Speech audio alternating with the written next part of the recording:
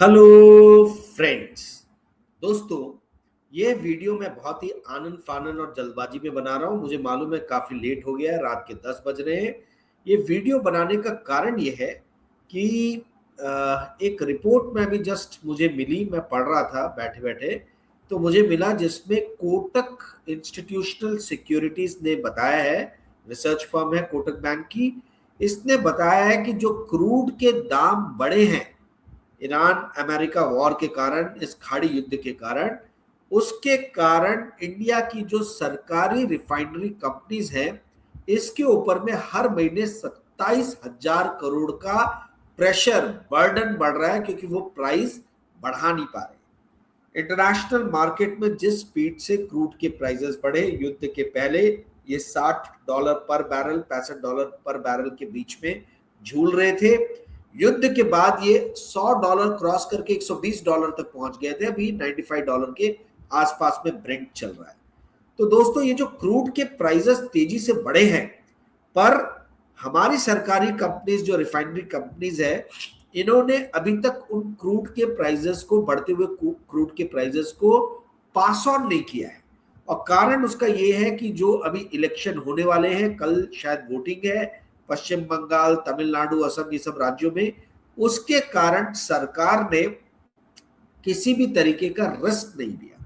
और वो चाहती नहीं थी कि जनता को, वोटर को किसी भी तरीके से गुस्सा दिलाए, इसलिए कहा जाता है कि प्राइसेस उन्होंने बढ़ाए नहीं।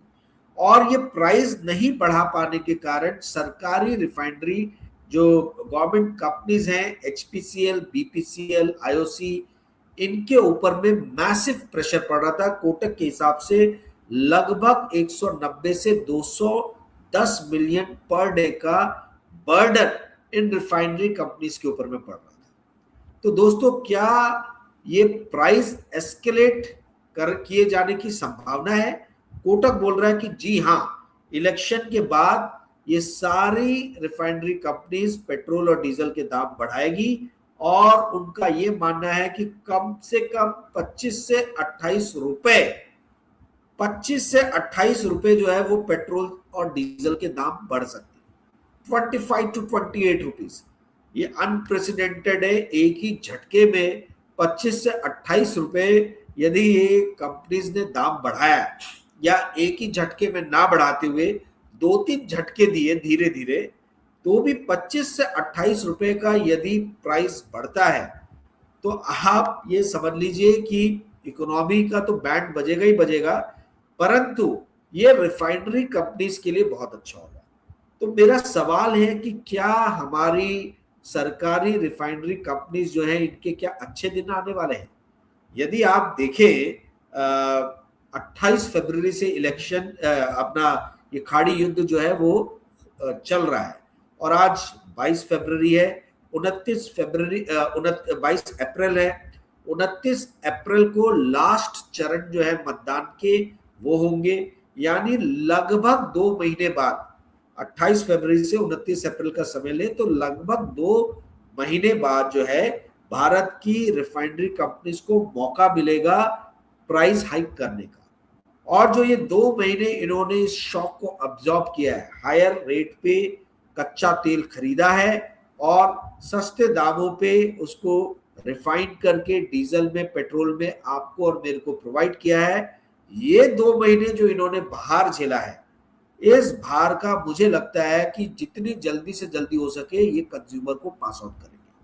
और मुझे लगता नहीं है कि सरकार जो है इस पे बहुत ज्यादा अवरोध खड़ा करेगी, क्योंकि अब उसके बाद कोई इलेक्शन इस साल है नहीं। ठीक है। दूसरी चीज ये है कि सरकार का अपना खुद का बैलेंस शीट जो है वो बिगड़ गया है। जो इन्होंने फिस्कल डेफिसिट का टारगेट दिया था 4.4, 4.5 के आसपास में, वो मुझे कतई नहीं दिख रहा कि इस साल, इस फाइनेंशियल ईयर में, यानी 2026-27 में सरकार उस चीज को अचीव कर पाएगी। और यही कारण है कि हम देख रहे हैं कि रुपया भी जो है वो गिर रहा है। आज फिर से 94 रुपीज पे डॉलर के बराबर जो है वो आ गया है। तो अब लोग बात कर रहे हैं कि भाई ये कब 100 पहुंचेगा। यानी अब तो शर्तें लगने लगी है कि कितने टाइम ड्यूरेशन के अंदर में भारत का रुपया जो है डॉलर के मुकाबले सेंचुरी मारेगा।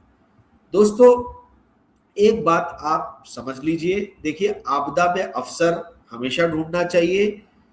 अब देखिए, तेल के दाम तो बढ़ेंगे, इसको आप रोक नहीं सकते, मेरे और आपके हाथ में नहीं है।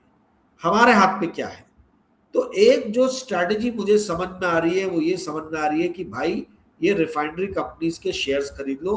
अब मैं आपको फिर बता रहा हूं, देखिए मैं बोल रहा हूं ये स्ट्रैटेजी मैं अपने लिए लगाने वाला हूं। इसका अर्थ ये नहीं कि आप लोग भी लगा लें। आपको अगर मेरा लॉजिक जचता होगा तो बात अलग है, अदरवाइज मैं आपको क्लियर कर दूं कि मैं सेबी रजिस्टर्ड इन्वेस्टमेंट एडवाइजर नहीं हूं। इसीलिए कतई भी मेरे द्वारा कही गई बात को जो है आप बाइंग और सेलिंग रिकमेंडेशन ना माने, आप अपना रिसर्च करें, उसके बाद ही बाइंग या सेलिंग का डिसीजन लें। अब मैं क्या मैं क्या सोच रहा हूं, मैं आपको वो बताता हूं।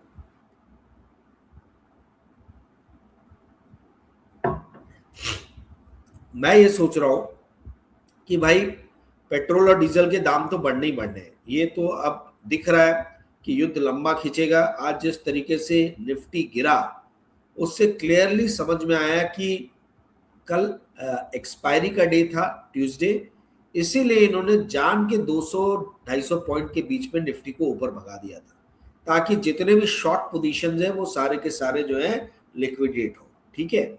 और आज जैसी कल एक्सपायरी खत्म हुई, आज मार्केट धड़ाम से नीचे गिर गई। कल ऊपर जाने का मार्केट का कोई रीजन नहीं था, नीचे गिरने का मार्केट का कोई रीजन नहीं। मैं ऐसा क्यों कह रहा हूं? क्योंकि कल भी स्टेट ऑफ हॉर्मुज बंद था, आज भी स्टेट ऑफ हॉर्मुज बंद है। ठीक है। तो ऐसा कल क्या हो गया था कि कल 250 पॉइंट मार्केट ऊपर चला गया? कल सिर्फ यही हुआ था कि एक्सपायरी का दिन था। एक्सपायरी के ही दिन जो है सारे गेम जो है ऑपरेटर्स कर डालते हैं। तो कल मार्केट ऊपर चला गया, आज वही वापस आ गया जहां ये कल था। ठीक है। तो अब मुझे लग रहा है जो मेरा आकलन था, जो मैं पिछले 2-3 दिन से आपको कह रहा हूं कि मैं बहुत ही बेयरिश हो गया हूं इस मार्केट में, और मैं बेयरिश से बुल भी जल्दी हो जाऊंगा यदि ये मामला जो है ईरान और अमेरिका का, इसमें जल्दी कुछ हल निकले। ठीक है। तो स्टॉक मार्केट में यदि आपको रहना है तो आपको रिजिड नहीं रहना है, आपको फ्लेक्सिबल रहना है, फ्लेक्सिबिलिटी होनी चाहिए। जरूरी नहीं कि आज जो आप बोल रहे हो वो चीज आप 2 महीने तक उसको फॉलो करो, भली कंडीशन चेंज हो जाए। आपकी थिंकिंग, आपका बाइंग सेलिंग डिसीजन जो है वो इकोसिस्टम में, फाइनेंशियल इकोसिस्टम में क्या हो रहा है, क्या चल रहा है, उसके हिसाब से चेंज होते रहना चाहिए। वही आदमी पैसे बना सकता है। या जिद्दी बन के आप बैठे रहो कि नहीं मैं तो तेजी में हूं, मैं तेजी में ही रहूंगा, या मैं मंदी में हूं, मैं मंदी में ही रहूंगा, हाँ, ये एकदम गलत तरीका है। फ्लेक्सिबिलिटी जरूरी है, और आपको अपना फाइनेंशियल इकोसिस्टम देखने की जरूरत है कि आजू बाजू हो क्या रहा है। कल कुछ नहीं हुआ तो मार्केट गिर गया, कल ऊपर मार्केट चला गया, आज कुछ नहीं हुआ तो मार्केट फिर गिर गया।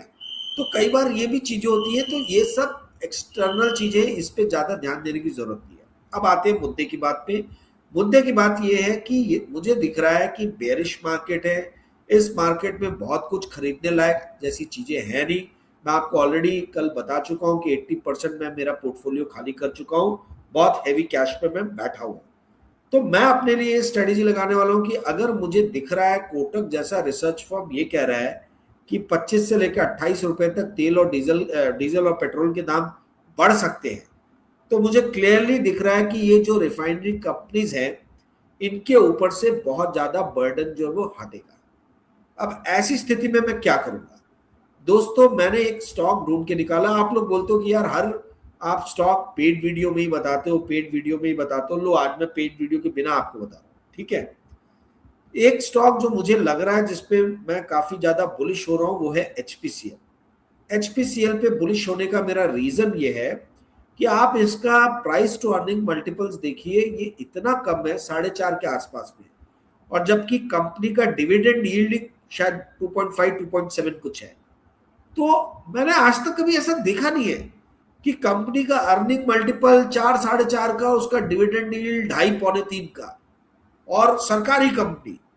तो ये मार्केट क्यों नहीं एचपीसीएल को सही तरीके से वैल्यू दे रहा है? इसका वैल्यूएशन मार्केट क्यों नहीं सही तरीके से कर रहा है? ये अर्निंग मल्टीपल्स जो है इसको इतने कम क्यों मिल रहे हैं? ये बात मेरे कुछ हजम नहीं हो रही, मुझे समझ में नहीं आ रहा है। ठीक है। तो मैं उसमें पोजीशन ऑलरेडी मैं ले चुका हूं, और भी आगे शायद लूंगा। देखता हूं मार्केट कैसे रिस्पॉन्ड करता है। परंतु ये जो एनोमली है, जैसे सनफ्लैग की एनोमली मैंने आपको दिखाई थी कि सनफ्लैग जो है वो चल रहा था 240 रुपए पे या 220 रुपए पे, मैं भूल गया कितने पे चल रहा था 9 अप्रैल को जब मैंने पेड वीडियो बनाया था। उस टाइम में 4000 करोड़ मार्केट कैप था सनफ्लैग का। पर सनफ्लैग 11% स्टेक होल्ड करता है लॉयड्स मेटल्स एंड एनर्जी में, और लॉयड्स मेटल्स एंड एनर्जी का मार्केट कैप 80,000 करोड़ के आसपास में चल रहा है। तो 8,800 करोड़ जो है वो तो सिर्फ लॉयड मेटल्स में सनफ्लैग का स्टेक होने के कारण उसका वैल्यू मिनिमम 8,800 करोड़ का होना चाहिए। आप ये याद रखिए कि सनफ्लैग आयरन एंड स्टील अपने आप में एक सेपरेट कंपनी है, ये कोई होल्डिंग कंपनी नहीं है। बहुत सारी होल्डिंग कंपनीज जो है उनकी वैल्यूएशन कम रहती है, भले वो बड़ी अपनी महंगी महंगी सब्सिडीज में स्टेक ओन करते हैं, पर ये होल्डिंग कंपनी नहीं है। इसका 1 मिलियन टन का अपना खुद का भंडारा में स्टील प्लांट है, ये अच्छा खासा इसका बैकवर्ड इंटीग्रेशन है। तो ये लॉजिक मैंने देखा, मैंने पेड वीडियो में वो बताया था अपने दर्शकों को, और वो देखिए 220 230 से आज सनफ्लैग 290 294 295 पहुंच गया। तो मार्केट आज नहीं तो कल जो है वो इस तरीके की जो एनोमली रहती है, जो इस तरीके का मार्केट इरैशनल हो जाता है, उसको करेक्ट जरूर करता है, उसको ठीक जरूर करता है। अब जिन भी लोगों ने मेरा वो पेड वीडियो देखा, अगर उन्होंने खरीदा होगा सनफ्लैग तो अच्छी बात है भाई, रिवॉर्ड उनका, रिस्क उनका, सब उनका, ठीक है। मैंने सिर्फ अपना रिसर्च के बेसिस पे बताया था कि मैं क्यों सनफ्लैग खरीद रहा हूँ, ठीक है। और वही रिसर्च के बेसिस पे मैं आपको बता रहा हूँ कि मैं एचपीसीएल क्यों खरीद रहा हूँ। एचपीसीएल मेरे खरीदने का कारण ये है कि अर्निंग मल्टीपल्स जो है, इसके पी जो है इसको बहुत ही कम मिल रहा है, 4 से 4.5 का पी मल्टीपल मिल रहा है। डिविडेंड डील 2.5 से 2.25 का है। और मुझे लग रहा था कि चूंकि इसको लॉसेस अब्सॉर्ब करने पड़ रहे हैं, यानी हायर रेट पे ये क्रूड खरीद रहा है और सस्ते दाम पे पेट्रोल और डीजल आपको और मुझको दे रहा है, इसीलिए मार्केट इसको ठीक से वैल्यू नहीं कर रहा है। परंतु यदि ये इसकी कमी है और इस कमी को लग रहा है कि इलेक्शन के बाद ये कमी दूर हो जाएगी, तो ऑफकोर्स इसके अंदर में एक बड़ा अपवर्ड ट्रिगर मुझे लगता है कि आ सकता है। हो सकता है मैं सही हूँ, हो सकता है मैं गलत हूँ, मुझे नहीं मालूम है, बट मुझे ये लग रहा है, मेरे एक्सपीरियंस के बेसिस पे मैं बोल रहा हूँ। दूसरा चीज एचपीसीएल पे और ज्यादा मेरा ध्यान इसलिए आकर्षित हुआ क्योंकि 2 दिन पहले वहां पे एक्सीडेंट हुआ था, 2 या 3 दिन पहले।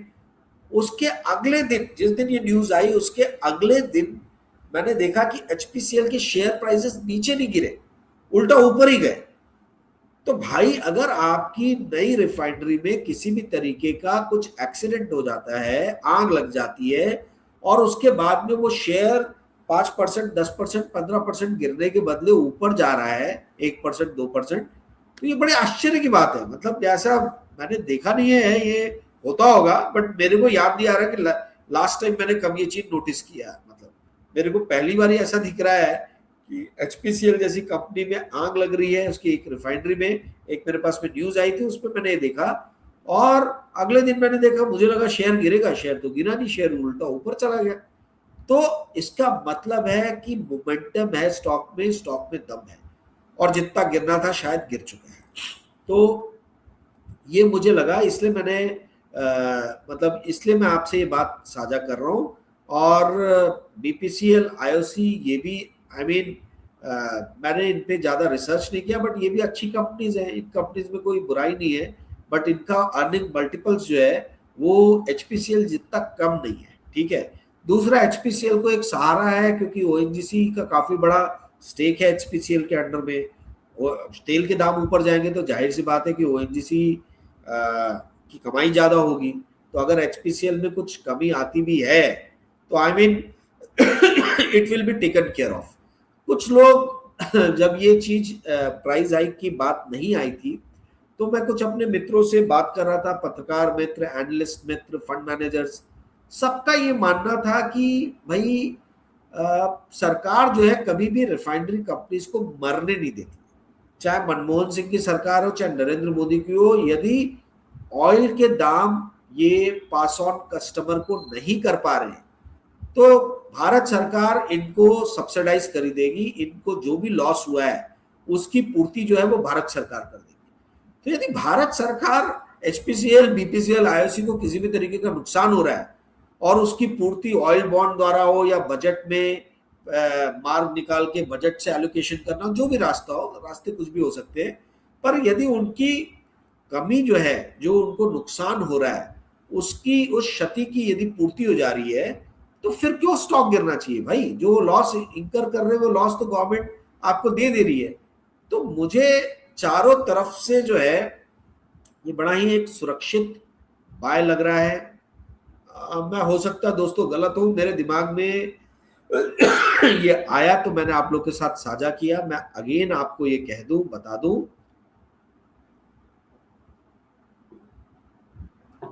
कि मैं सेबी रजिस्टर्ड इन्वेस्टमेंट एडवाइजर नहीं हूं। ये सारी चीजें इंफॉर्मेशन और नॉलेज के पर्पस के लिए, कृपया करके मैं यदि बाइंग कर रहा हूं, मैं एचपीसीएल में पोजीशन बना रहा हूं अपने लॉजिक, अपनी रीजनिंग, अपने रिसर्च के बेसिस पे, तो कृपया करके आप ना बनाएं। आप अपना रिसर्च कर लें, आप अपने इन्वेस्टमेंट एडवाइजर से पूछ लें, उसके बाद ही आप जो है वो डिस्कस करें, उसके बाद ही आप जो है कोई डिसीजन लें। अच्छा, मैं आपको ये भी बता दूं कि ये रिसर्च रिपोर्ट मुझे नहीं मिली थी, मुझे सीएनबीसी का एक न्यूज जो है उसका लिंक किसी ने भेजा। ठीक है, सीएनबीसी का लिंक मेरे पास में आया है कि पेट्रोल डीजल प्राइसेस में rise 25 to 28 rupees per litre after poll as crude spikes, says Kotak equities. ठीक है, ये कोई शिरीष कपूर जी है, उन्होंने ये स्टोरी लिखी है, जो मुझे ये मिली है। ठीक है, मैं जस्ट ब्राउज कर रहा था नेट, तो मुझे ये दिखा। तो एनीवेज, तो दोस्तों आनंद फानंद में बनाया है, 10:30 हो रहा है, बिना थंबनेल के वीडियो जो है ये आप लोग को मिल जाएगा थोड़ी देर में, 15-20 मिनट में मैं इसको अपलोड कर दूंगा यूट्यूब पे, आप लोग देख लीजिएगा। Thank you friends, bye, good night.